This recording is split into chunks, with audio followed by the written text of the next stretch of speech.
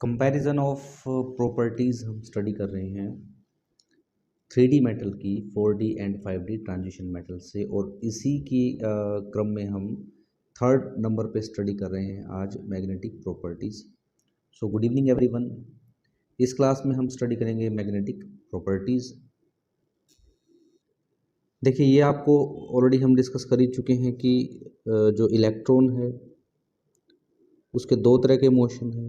First one is the orbital motion, that is it revolve around a metal or I can say around the nucleus. This motion is called as orbital motion. Orbital motion और जब भी कोई electron orbit में move करता है ये magnetic field को produce करता है and this magnetic field is determined with the help of the magnetic movement. तो इसको हमने रिप्रेजेंट किया था म्यू एल से और इसका नाम दिया था magnetic movement due to orbital motion. Second जो मैग्नेटिक मूवमेंट है वो है इलेक्ट्रॉन का अपने स्पिन पे या तो क्लॉकवाइज रोटेट करना या अपने एक्सिस पे अपने स्पिन पे एंटी क्लॉकवाइज डायरेक्शन में रोटेट करना। तो जब कोई इलेक्ट्रॉन अपने एक्सिस पर स्पिन मोशन शो करता है और आई कैन से कि स्पिनिंग करता है, इसकी वजह से भी मैग्नेटिक फील्ड प्रोड्यूस होता है। और ये जो मैग्नेटिक फील्ड प्रोड्यूस होता है ये किसकी वजह से होगा? Due to spin motion. और जितना मैग्नेटिक फील्ड प्रोड्यूस होता है उसको हम कैलकुलेट करते हैं with the help of mu s, that is magnetic field produce due to the spin motion. ये जो मैग्नेटिक फील्ड स्पिन मोशन से प्रोड्यूस होता है this is equal to n into n plus two under root Bohr magneton. और जो spin orbital motion की वजह से मैग्नेटिक मोमेंट प्रोड्यूस होता है that is mu l is equal to l into l plus one whole under root Bohr magneton.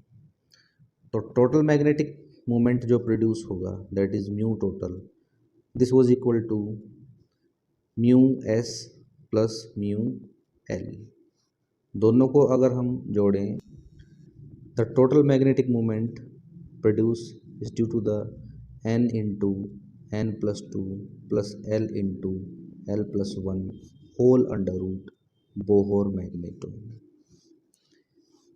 अब ये हम डिस्कस कर चुके हैं कि इन केस ऑफ 3D मेटल्स, जितनी भी 3D मेटल्स हैं स्कैंडियम से लेके जिंक तक, सभी में ऑर्बिटल मोशन की क्विंचिंग होती है जिसकी वजह से उनका total magnetic moment orbital motion पे डिपेंड नहीं करता। So in case of 3D metal the magnetic moment is depend only upon the spin motion and can be determined by the spin only formula. This is our spin only formula. So here I can say the magnetic moment of 3D series metals from scandium to titanium zinc can be determined by using spin only formula. In this formula the n is number of unpaired electron present in the d orbitals। अगर compare करें हम 3D का 4D से, so in case of 4D and 5D metals, in case of 4D and 5D metals the magnetic moment or total magnetic moment depends upon both spin motion as well as the orbital motion of the electron।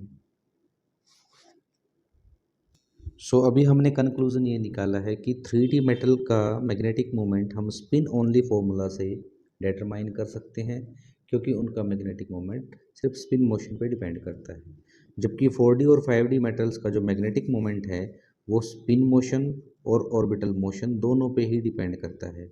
सो अब बात करते हैं कि reason ऐसा होता क्यों है। देखिए 4D और 5D मेटल के जो डी ऑर्बिटल हैं उनका साइज़ कंपैरेटिवली 3D मेटल के ऑर्बिटल से ज़्यादा होता है, बिगर होता है। कोई भी ऑर्बिटल अगर हम चूज़ करें, सपोज करो कि 3D मेटल का हमने एक ऑर्बिटल ले लिया 3DXY ऑर्बिटल, और 3DXY ऑर्बिटल का हमें पता है कि जो ऑर्बिटल के लोब्स हैं वो x और y प्लेन पे होते हैं। इसी को अगर हम कंपैरिजन करें 4D से, और 4D का भी सेम ही ऑर्बिटल ले लेते हैं 4dxy। तो डिफरेंस क्या आएगा, शेप बिल्कुल सेम रहेगी, एक्सिस बिल्कुल सेम रहेंगे, और जो ऑर्बिटल्स हैं हमारे, इन ऑर्बिटल्स का कंपैरेटिवली साइज बढ़ जाएगा। तो 3D से जब 4D में जाते हैं तो ऑर्बिटल का जो साइज़ है वो इंक्रीज हो जाएगा। सिमिलरली 4D से 5D में हम जाएंगे, सेम ऑर्बिटल लेंगे 5dxy, एक्सिस बिल्कुल सेम रहेंगे, लेकिन कंपैरेटिवली जो 5D के ऑर्बिटल्स हैं उनके जो लोब्स हैं उनका साइज़ ज़्यादा होगा 4D से।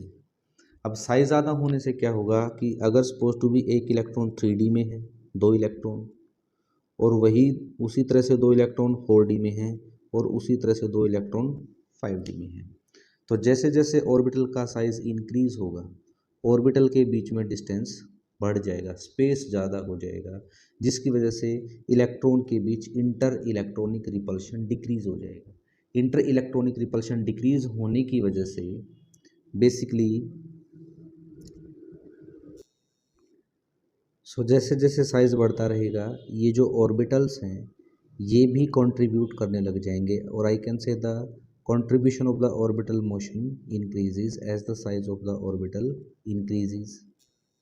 और दूसरा जो है क्विंचिंग ऑफ ऑर्बिटल मोशन जो है वो नहीं होता, जैसा कि 3D मेटल के केस में होता है, जिसकी वजह से ऑर्बिटल मोशंस भी मैग्नेटिक मोमेंट प्रोड्यूस करने में अपना कंट्रीब्यूशन देता है। नेक्स्ट एक और डिफरेंस ये है कि 3D मेटल जो हैं वो दोनों तरह के कॉम्प्लेक्स बना सकती हैं। They can form high spin complex and they can also form low spin complex. अब कोई भी 3D metal high spin complex बनाएगी या लो स्पिन कॉम्प्लेक्स बनाएगी, ये डिपेंड करता है कि 3D मेटल से लिगेंड कैसा अटैच है। तो हाई स्पिन कॉम्प्लेक्स बनेगा या लो स्पिन कॉम्प्लेक्स बनेगा, who will decide, this will decided by the ligands which is attached to the metal. For example, if the strong field ligands are attached to metal, strong field ligand कौन कौन से हैं हमारे, जैसे NH3 ligand हो गया, ethylene diamine ligand है, CN ligand है, CO। अगर मेटल से इस तरह के ligand अटैच हैं सो ऐसा कॉम्प्लेक्स क्या बनेगा, लो स्पिन कॉम्प्लेक्स। अगर मेटल से 3D मेटल है और मेटल से fluoride, chloride, bromide, iodide, water, इस तरह के लिगेंड अटैच हैं तो ऐसा कॉम्प्लेक्स बनेगा हाई स्पिन कॉम्प्लेक्स। लेकिन 4D और 5D मेटल में लिगेंड चाहे कुछ भी हो, कॉम्प्लेक्स जो हैं वो ऑलवेज लो स्पिन कॉम्प्लेक्स ही बनते हैं, ऑलवेज लो स्पिन कॉम्प्लेक्स ही बनेंगे। अब लो स्पिन कॉम्प्लेक्स और हाई स्पिन कॉम्प्लेक्स हैं क्या, तो सपोज टू भी मैं एक कॉन्फ़िगरेशन ले लेता हूँ D4 कॉन्फ़िगरेशन, मीन्स D सब शेल में 4 इलेक्ट्रॉन है, 1 2 3 एंड 4। तो जब मेटल फ्री स्टेट में है, मेटल से कोई भी लिगेंड नहीं जुड़ा हुआ, ऐसे केसेस में इन 5D ऑर्बिटल्स की एनर्जी जो है वो सेम रहेगी। लेकिन जैसे ही मेटल से लिगेंड जुड़ जाएंगे तो मेटल का कॉम्प्लेक्स बन जाएगा, और मेटल का कॉम्प्लेक्स बनते ही ये D ऑर्बिटल जो हैं 2 सेट्स में टूट जाएंगे। नीचे 3 की एनर्जी सेम रहेगी जिसको कहेंगे T2G, और ऊपर के 2 ऑर्बिटल की एनर्जी सेम रहेगी जिनको हम कहेंगे EG। अब देखिए दो तरह की पॉसिबिलिटीज़ हैं। पहली पॉसिबिलिटी ये है, मैं कॉम्प्लेक्स को एक बार फिर से बना लेता हूँ। पहली पॉसिबिलिटी ये है कि ये 4 इलेक्ट्रॉन हैं, जैसे मेटल का कॉम्प्लेक्स बनेगा ये 5 ऑर्बिटल 2 सेट में डिवाइड हो जाएंगे। तो 4 इलेक्ट्रॉन की पहले भरने की पॉसिबिलिटी क्या है, 1 2 3, और 4th इलेक्ट्रॉन नीचे की बजाय ऊपर वाले हायर एनर्जी ऑर्बिटल में चला जाए। यहाँ पेयरिंग नहीं करेगा, ऊपर चला जाएगा। जब हायर एनर्जी ऑर्बिटल में चला जाए तो ऐसा कॉम्प्लेक्स बनता है हाई स्पिन कॉम्प्लेक्स। और इलेक्ट्रॉन अगर हमारा 1 2 3 हायर ऑर्बिटल्स में जाने की बजाय यही पेयरिंग कर ले, लोअर में ही रह जाए, तो उसको हम कहेंगे लो स्पिन कॉम्प्लेक्स। सो 3D मेटल में हाई स्पिन कॉम्प्लेक्स बनेगा, लो स्पिन कॉम्प्लेक्स बनेगा, ये डिसाइड करेगा कि लीगेंड कैसा मेटल से अटैच है। लेकिन 4D और 5D के अगर मेटल है तो वो कॉम्प्लेक्स हमेशा कैसा बनेगा, लो स्पिन कॉम्प्लेक्स बनेगा, ऑलवेज लो स्पिन कॉम्प्लेक्स बनेगा।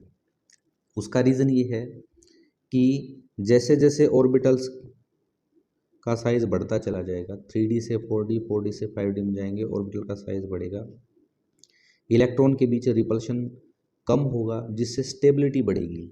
स्टेबिलिटी बढ़ने से क्या होगा, इलेक्ट्रॉन ऊपर जाने की बजाय नीचे ही इनके साथ एडजस्ट होना पसंद करेगा और लो स्पिन कॉम्प्लेक्स की फॉर्मेशन करेगा।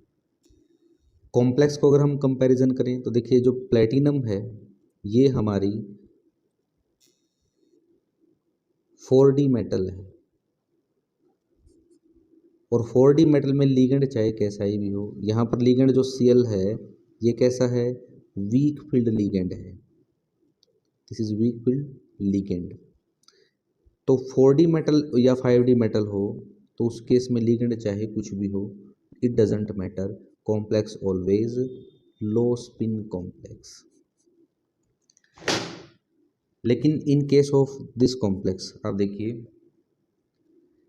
निकिल क्या है, it is our 3D metal, metal 3D है, 3D मेटल में लो स्पिन बनेगा या हाई स्पिन बनेगा, it will decided by the ligand.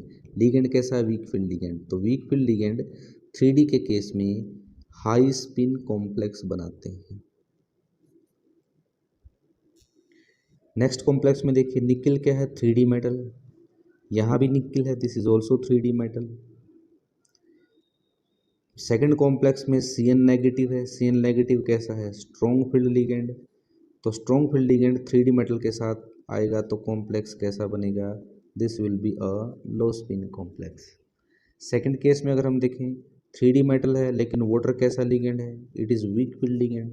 Week field ligand जब भी 3D मेटल के साथ आएगा, कॉम्प्लेक्स कैसा बनेगा हमारा, that will be high spin complex. So again it is decided by the ligand in case of 3D metal whether the complex will be high spin or low spin complex.